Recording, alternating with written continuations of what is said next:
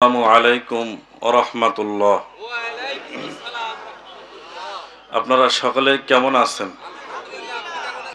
ওয়া আল্লামাহু মিনাল বায়ানি মা লাম ইয়ালাম ফাসুবহানাল্লাযী লা ইহসা ইমতিনানুহু বিল লিসানি ওয়ালা বিল কলাম। نشهد أن لا إله إلا الله وحده لا شريك له ونشهد أن سيدنا ومولانا محمدا عبده ورسوله الذي أرسله بالحق بشيرا ونذيرا وداعيا إلى الله بإذنه سراجا وقمرا منيرا.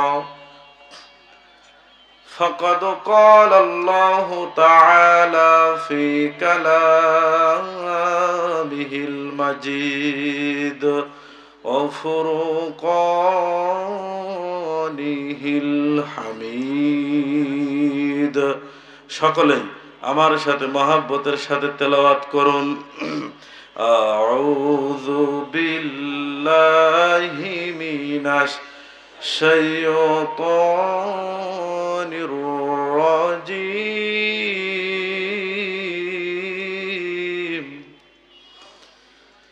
বিসমিল্লাহির রাহমানির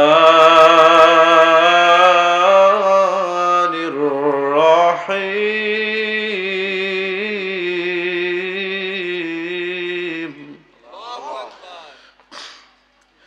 وَإِذْ يَمْكُرُ بِكَ الَّذِينَ كَفَرُوا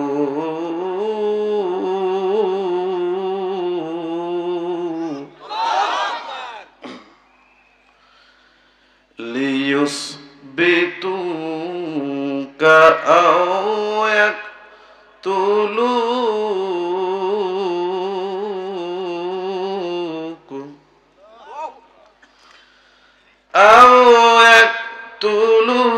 أو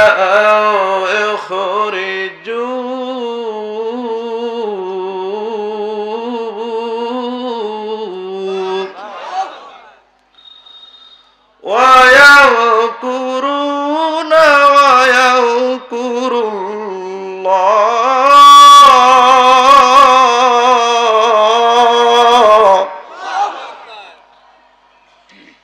والله خير الماكرين.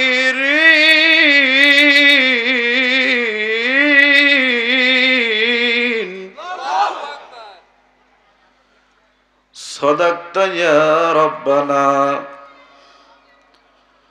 وقال تعالى في شان حبيبه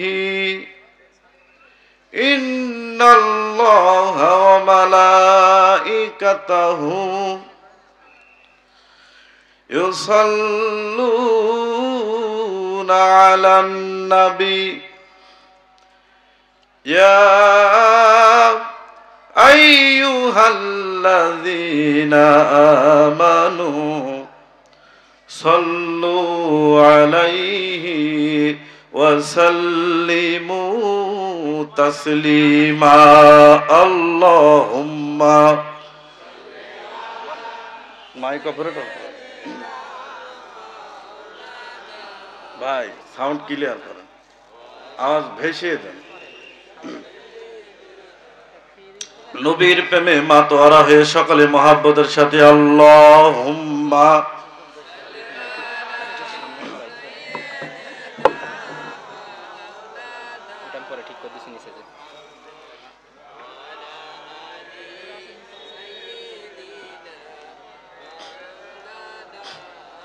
কেউ না করুক আমি করব কাজ। আপনারা কাজ করবেন তো? আমার সাথে বলেন, কেউ না করুক আমি করব কাজ। আল কোরআনের আহ্বানে দিন কায়েমের প্রয়োজনে, আল কোরআনের আহ্বানে দিন কায়েমের প্রয়োজনে নতুন করে আবার আমি শপথ নিলাম আজ, কেউ না করুক আমি করব কাজ। সবাই, কেউ না করুক আমি করব কাজ। আমি হতাশ হব না, ভেঙে পড়ব না, দিনের পথে দীপ্ত শপথ আবার আমি নেব, কেউ না করুক আমি করব কাজ। আল কোরআনের আহ্বানে দিন কায়েমের প্রয়োজনে, আল কোরআনের আহ্বানে দিন কায়েমের প্রয়োজনে নতুন করে আবার আমি শপথ নিলাম আজ, কেউ না করুক আমি করব কাজ। আল্লাহুম্মা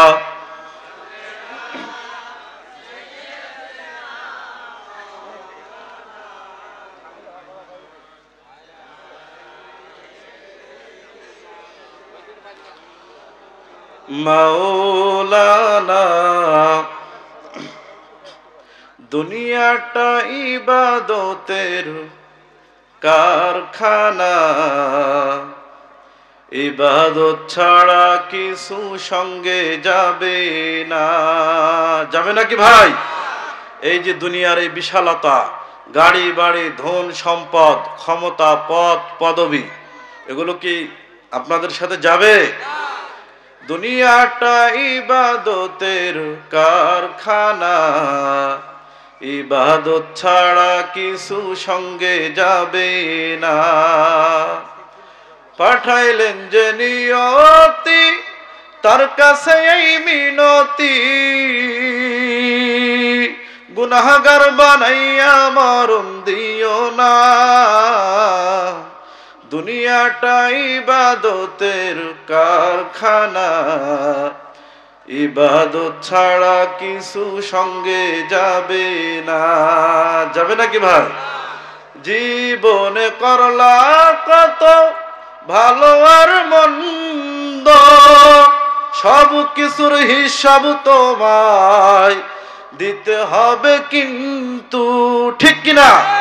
কোরআন দিয়া জীবনটাকে, হাদিস দিয়া জীবনটাকে কেন সাজাও না? ইবাদত ছাড়া কিছু সঙ্গে যাবে না। দুনিয়াটা ইবাদতের কারখানা, ইবাদত ছাড়া কিছু সঙ্গে যাবে না। লা ইলাহা, জোরে লা ইলাহা।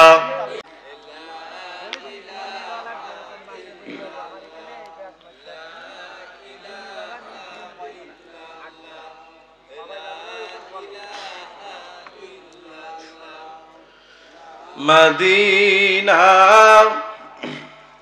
নাম কত মধু,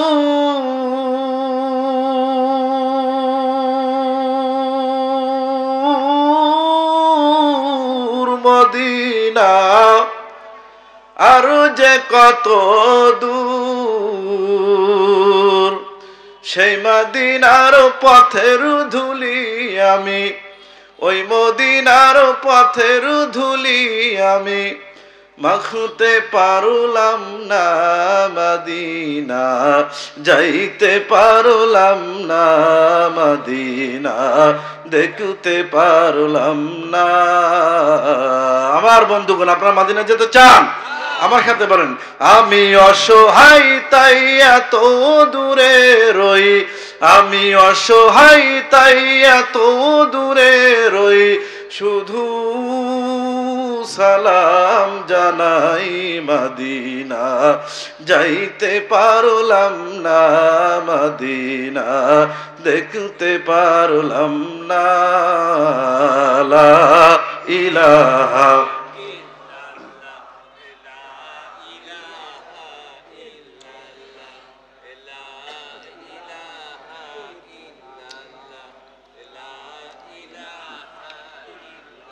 আলহামদুলিল্লাহ,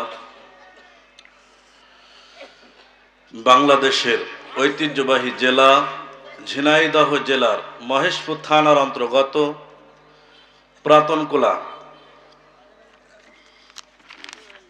সমাজ কল্যাণ যুব সংঘের উদ্যোগে আয়োজিত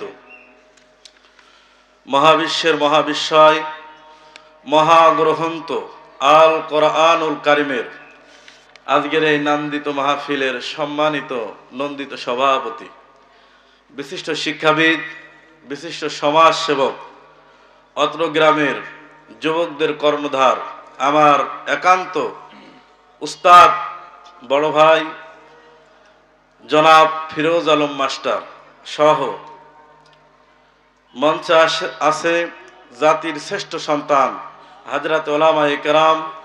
আজকের অনুষ্ঠানটা যিনি সঞ্চালনার দায়িত্ব পালন করছেন বড় ভাই আমাদের প্রাতনকোলা কেন্দ্রীয় মসজিদের সম্মানিত খতিব হাফেজ মাওলানা ওয়াসিম বিল্লাহ সহ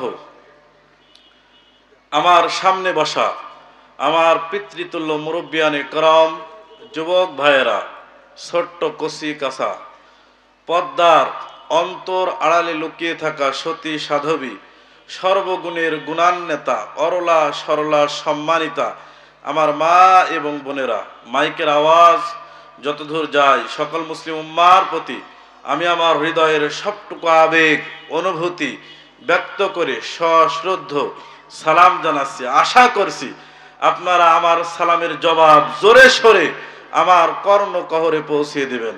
আসসালামু আলাইকুম ওয়া রাহমাতুল্লাহ।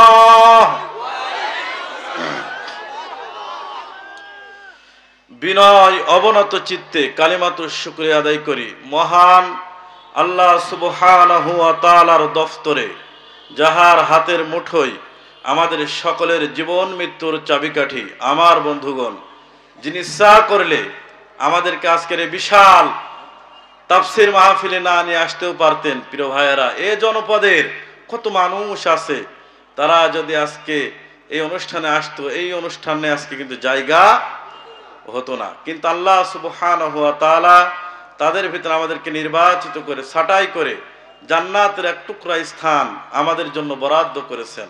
এজন্য আমরা সকলেই বিনয় অবনত চিত্তে কালিমাতুশ শুকরিয়া আদায় করছি।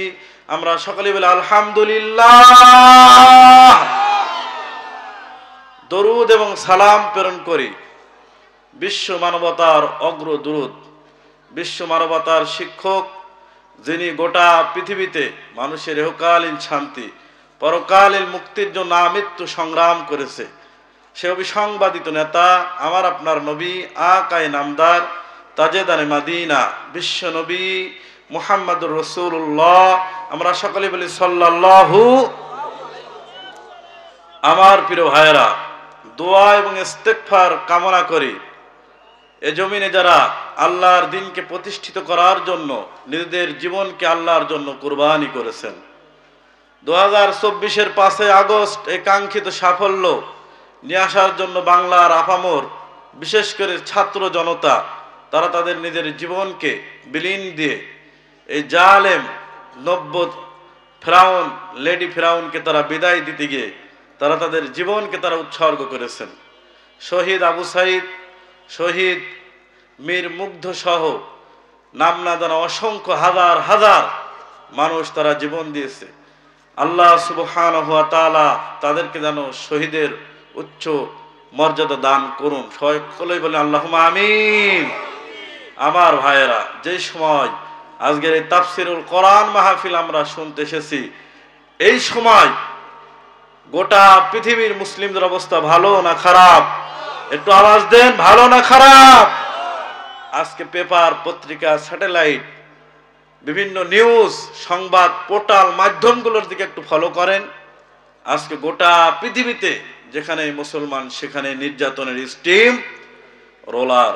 আমার পার্শ্ববর্তী রাষ্ট্র ভারতের দিকে তাকান, বাংলাদেশের এই আবহাওয়া এই পরিস্থিতির কারণে অসংখ্য জায়গায় বিনা কারণে এক কথায় পা দিয়ে ঝগড়া বাঁধিয়ে মুসলিমদেরকে হত্যা করা হচ্ছে।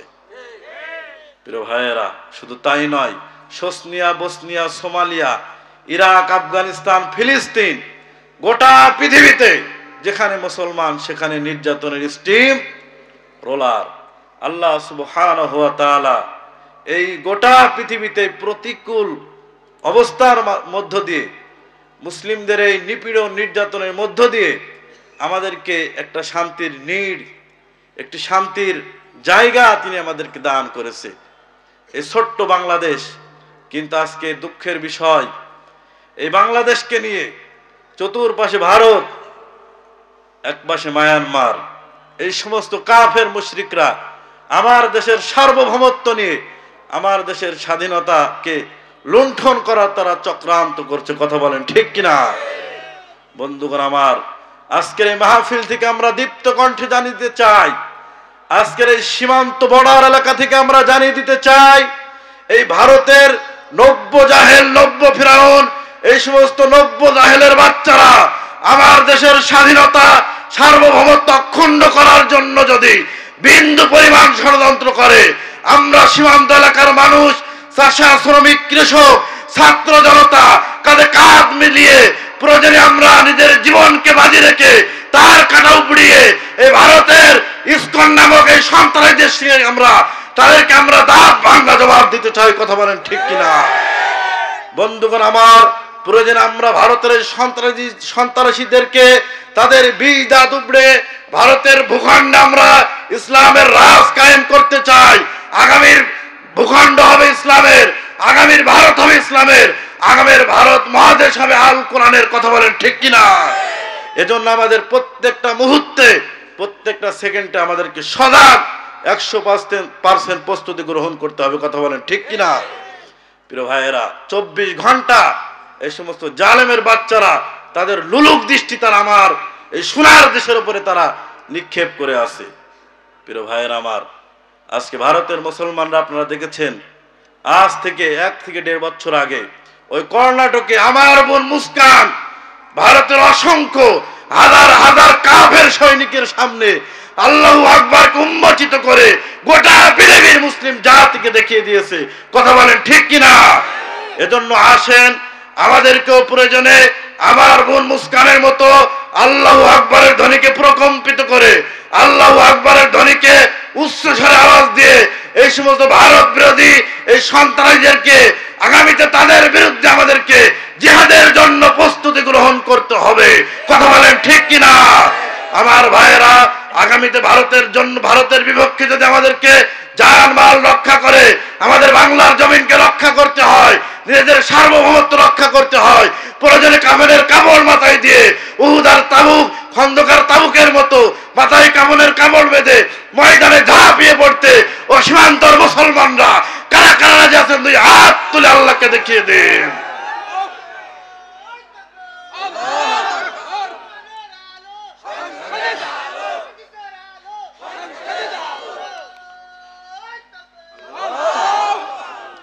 বিপ্লব মানে জীবন দেওয়া, বসে থাকা নয়, সে কোনো দিন আসবে না রে, করো যদি ভয়। আসবে নাকি ভাই? বিপ্লব মানে জীবন দেওয়া, বসে থাকা নয়, সে কোনো দিন আসবে না রে, করো যদি ভয়। আসবে বিজয়, রক্ত আর জীবনের বিনিময়। ঠিক কিনা? আসবে বিজয়, রক্ত আর জীবনের বিনিময়, তবুও তোমায় লড়তেই হবে, মানিবে না পরাজয়। বিপ্লব মানে জীবন দেওয়া, বসে থাকা নয়, সে কোনো দিন আসবে না রে, করো যদি ভয়। কোথা থেকে কোন ভিনদেশি শগুন আমার দেশে এসে সেবার নামে বসলো জুড়ে মির্জাফরের বেশে। ওদের করতে নাস্তানাবোধ হতে হবে নির্ভয়, ওদের করতে নাস্তানাবোধ হতে হবে নির্ভয়। বিপ্লব মানে জীবন দেওয়া, বসে থাকা নয়, সে কোনো দিন আসবে না রে, করো যদি ভয়। চিৎকার করে বলেন মারহাবা। একান্ত প্রিয় আপনজনের আমার ও আমার মহেশপুর এলাকার তাওহীদি জনতা, গোটা পৃথিবীতে যখন শোষণ, নির্যাতিত, নিষ্পেষিত ছিল না মানুষের কোনো অধিকার, ছিল না মানুষের কোনো হক, ছিল না মানুষের কোনো স্বাধীনতা, জোর যার মুল্লুক তার, অবৈধ ক্ষমতা, অবৈধ ট্রাইব্যুনাল। ঠিক সেই সময় পৃথিবীর ময়দানে আমার আপনার নবী, বিশ্ব নবীর আগমন ঘটেছিল।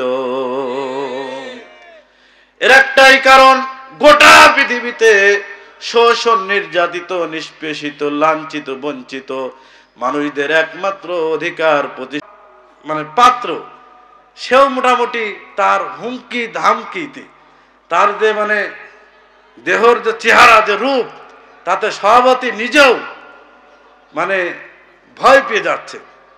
তো আমাকে সর্বশেষ ওয়ার্নিং দেওয়া হলো, নেক্সট টাইমে যদি কোনো সরকার বিরোধী, কোনো সরকার দলীয় লোকের ইশারা ইঙ্গিত করে যদি কোনো বক্তব্য দেওয়া হয়, আপনাকে শুধু গ্রেফতার নয়, আপনাকে কাউন্টার অ্যাটাক করে খালিশপুরি বিজিবি ক্যাম্প থেকে, ঝিনাইদহ র্যাবের ক্যাম্প থেকে, থানা থেকে, পুলিশ ক্যাম্প থেকে, যৌথ বাহিনী দিয়ে আপনাকে অ্যাটাক করে রাতে আপনাকে বন্দুক যুদ্ধে ক্রস ফায়ারে দিতে আমি বাধ্য হব।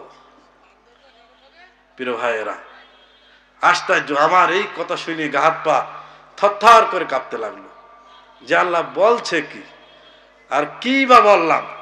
সেই দিন আপনার মসজিদে আলোচনা করেছিলাম মিরাজের কাহিনী নিয়ে। এই যে এখন বর্তমানে মিরাজ চলছে, মিরাজের কাহিনী, মিরাজের আমলের উপরে। বামনগাছার সভাপতি হাশেম আলী ভাই, আপনারা অনেকে চেনেন। হাশেম আলী ভাই খুব ভালো মানুষ। তিনি তার নিজস্ব হেকমত অনুযায়ী আমাকে ওখান থেকে নিয়ে চলে আসলো।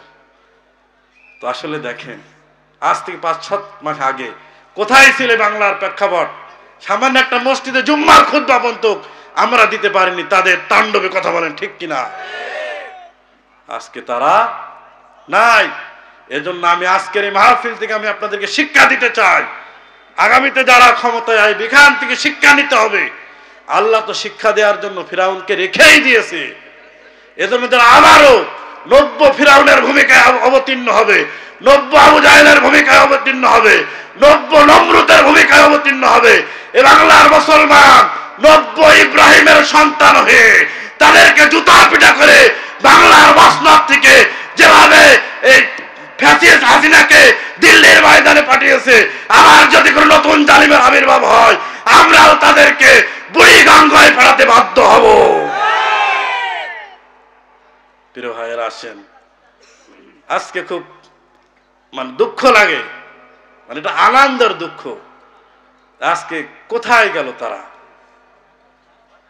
তাদের ছাড়া দেশটা কেমন লাগে ফাঁকা ফাঁকা। কি ভাই, ঠিক আছে না? তাদের ছাড়া দেশটা কেমন লাগে ফাঁকা ফাঁকা। কোথায় আওয়ামী লীগ, কোথায় কাদের কাকা, কোথায় গেল ওই জালেমের গরম গরম কথা? খেলা হবে, খেলা হবে। প্রিয় ভাইয়েরা, ফ্রেমটা নড়তে পারে না। তারা মাইকের সামনে ভাবে খেলা হবে। দেখেননি? পালাবো না, পালাবো না, প্রয়োজন হলে ফখরুল সাহেবের বাসায় উঠবো। ঠিক আছে তো? 15 বছর তো হয়েই গেল, বাঁচবো আর কতদিন? শেখ হাসিনা থাকলে চলতেই থাকবে, চলতেই থাকবে।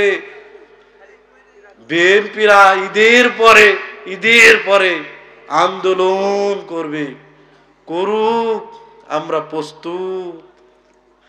কি আমরা কি প্রস্তুত আছি? আপনারা প্রস্তুত আছেন তো? আগামীতে বাংলায় খেলা হবে, সেটা হলো আমাদের কোরআন নিয়ে খেলা।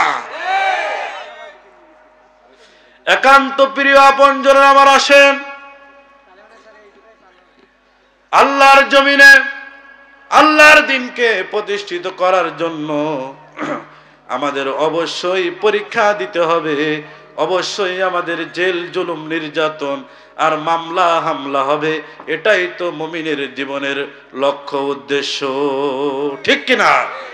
আমার আল্লাহ সুবহানাহু ওয়া তাআলা কোরআনুল কারীমের ভিতরে তিনি চমৎকার করে জানিয়ে দিলেন, আহাসিবান নাসু আইয়ুতরাকু আইয়াকুলু আমান্না ওয়া হুম লা ইফতানুন। বন্ধুগণ আমার, তোমরা কি মনে করেছো শুধুমাত্র ঈমান এনেছি আর আমরা জান্নাতে চলে যাব? না না না, যারা ঈমানের দাবিতে বিশ্বাস স্থাপন করেছে আল্লাহ সুবহানাহু ওয়া তাআলা অবশ্যই তাদের উপরে পরীক্ষা নেবে। আমরা দেখেছি আমাদের উত্তরসূরিরা তারা পরীক্ষা দিয়ে এ কাফেলায় পথ আমাদেরকে দেখিয়ে দিয়েছে। কথা বলেন ঠিক কিনা? সাহাবারা যেভাবে জীবন দিয়েছে, নবী রাসূলগণ যেভাবে জীবন দিয়েছে, আমরা বাংলার জমিনে দেখতে পেয়েছি আমাদের রাহাবাররাও একই কায়দায় কিন্তু জীবন দিয়ে চলে গিয়েছে। রাত 12টার সময় ফাঁসি হবে, সন্ধ্যা 6টার সময় কারা কর্তৃপক্ষের সাথে শেষ দেখা করার জন্য নির্দেশ দিয়েছে। বন্ধুগণ আমার, একটা মানুষ কিন্তু জানতে পারছে আজ রাতের ভিতরেই আমার ফাঁসি হবে। তার পরিবার পরিজনের লোকেরা কারা ফটকে এসেছে তার আপনজনের সাথে দেখা করতে। বন্ধুগণ আমার, যেই স্ত্রীর সাথে 50 বছর সংসার ধর্ম করেছে, ওই স্ত্রী বলে, আমার প্রিয়তম স্বামী, রাষ্ট্রপতির কাছে তোমার প্রাণ ভিক্ষা চাইতে হবে না, অন্তত রাষ্ট্রপতির কাছে একটা লিখিত আবেদন করো। বন্ধুগণ আমার, সন্তানেরা দু চোখের পানি ছেড়ে দিয়ে তার বাবার কাছে বলে, বাবা, রাষ্ট্রপতির কাছে তোমার প্রাণ ভিক্ষা চাইতে বলছি না, অন্তত রাষ্ট্রপতির কাছে একটা লিখিত আবেদন করো। দেখেন কি অবিচল ঈমান, তার সন্তানদেরকে তিনি সান্ত্বনা দিচ্ছেন।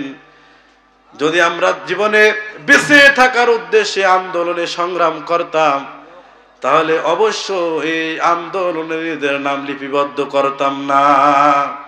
বন্ধুগণ আমার, আপনারা দেখেছেন যাদেরকে ফাঁসি দেওয়া হয়েছে তাদের যে মেধা, যে যোগ্যতা, তারা ইচ্ছা করলে গুলশানে কিন্তু 10 তলা বাড়ি করতে পারত, আশুলিয়ায় কিন্তু গার্মেন্টস ফ্যাক্টরি করতে পারত, বিদেশে কিন্তু ব্যাংক ব্যালেন্স করতে পারত, রাষ্ট্রের সর্বোচ্চ চাকরি কিন্তু তারা করে আরাম আয়েশে কিন্তু থাকতে পারত। কিন্তু তারা সেটাকে বেছে না নিয়ে তারা ইসলামী আন্দোলন, কোরআনের পথ তারা বেছে নিয়েছে। লিল্লাহে তাকবীর, লিল্লাহে তাকবীর। প্রধান বক্তার আগমন, প্রধান বক্তার আগমন। পুরাতন কুলার পক্ষ থেকে, যুব সমাজের পক্ষ থেকে লিল্লাহে তাকবীর। আলহামদুলিল্লাহ, আমাদের প্রধান বক্তা, প্রধান আলোচক, সারা বাংলার আলোড়ন সৃষ্টিকারী, দ্বিতীয় আমির হামজা খ্যাত, সুদূর নীলফামারী থেকে আগত বন্ধুবর আলমগীর হোসেন বিপ্লব ইতিমধ্যে আমাদের মাঝে তিনি তাশরিফ নিয়েছেন। আমাদের আর কোনো চিন্তা আছে? সকলে আলহামদুলিল্লাহ। ভাইরা আসেন, আমরা আর সময় নেব না, কিছুক্ষণের ভিতরে আমরা তার হাতে আমরা মাইক ছেড়ে দেবো। আসেন, কাম টু মাই পয়েন্ট, যে পয়েন্ট নিয়ে আলোচনা করছিলাম। একান্ত প্রিয় বন্ধুগণ আমার, দেখেন কি অবিচল ঈমান, তারা তার স্ত্রী সন্তানদের সান্ত্বনা দিচ্ছে। আমি যেদিন আমার নেতার হাতে বায়াত গ্রহণ করেছি, ইন্নাস সালাতি ওয়া নুসুকি ওয়া মাহইয়ায়া ওয়া মামাতি লিল্লাহি রাব্বিল আলামিন। আমার জীবন, আমার মরণ, আমার বন্দেগী, ইয়া ইলাহি, ইয়া ইলাহি, কবুল করো আমার বন্দেগী। আমার জীবন, আমার মরণ, আমার জিন্দেগি। চিৎকার করে বলেন মারহাবা।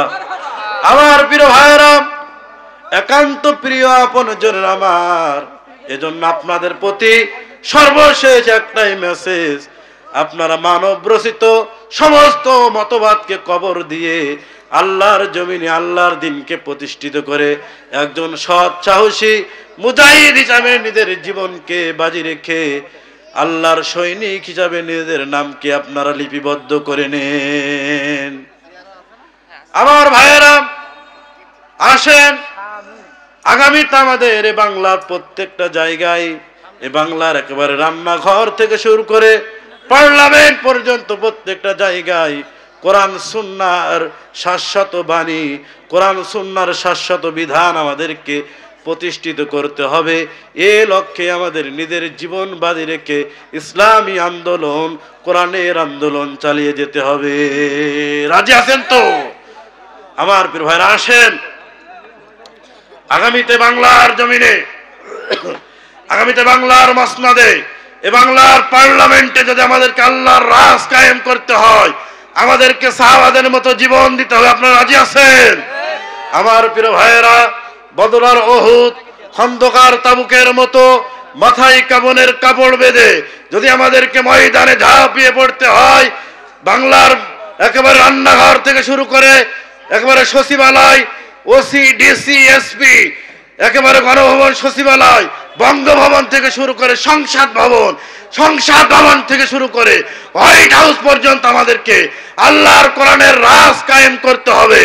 এজন্য আমাদেরকে সমস্ত নাস্তিক, মুরতাদ, সমস্ত জালেমদেরকে মোকাবেলা করার জন্য, তাদের বিষ দাঁত চুবড়ানোর জন্য আমাদেরকে শহীদ কুতুবের বাঁশের কাল্লার মতো এক একটা লাঠি নিয়ে যদি আমাদেরকে কালেমার শাশ্বত বাণী গোটা পৃথিবীতে আমাদেরকে প্রতিষ্ঠিত করতে হয়, ও সীমান্ত এলাকার তাওহীদি জনতা, কারা কারা রাজি আছেন? দুই হাত তুলে আল্লাহকে দেখান।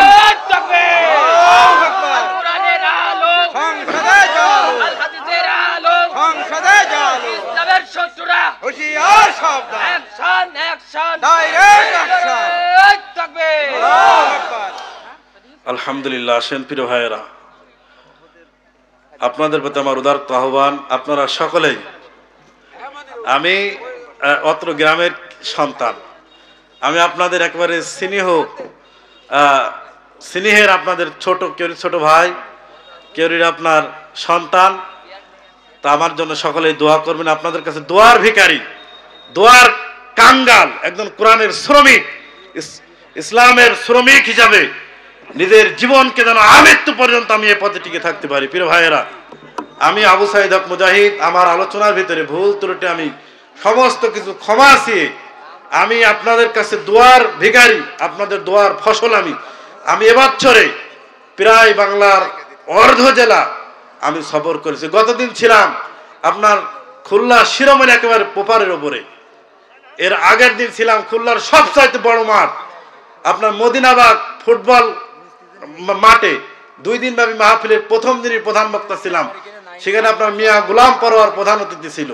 এভাবে আমি আপনাদের দোয়ায়, আপনাদের দোয়া নিয়ে, আপনাদের কাছে শিক্ষা নিয়ে গোটা বাংলায় কোরআনের রাজ কায়েম, এই লক্ষ্য, এই চেতনা, এই চিন্তা নিয়ে, এই সংগ্রামে মশাল নিয়ে যেন গোটা বাংলার আনাচে কানাচে দাওয়াত মানুষের দ্বারে দ্বারে পৌঁছাতে পারি, সেই লক্ষ্য, সেই উদ্দেশ্য নিয়ে আপনাদের কাছে দোয়ার দরখাস্ত রেখে আমি আমার আলোচনা শেষ করছি।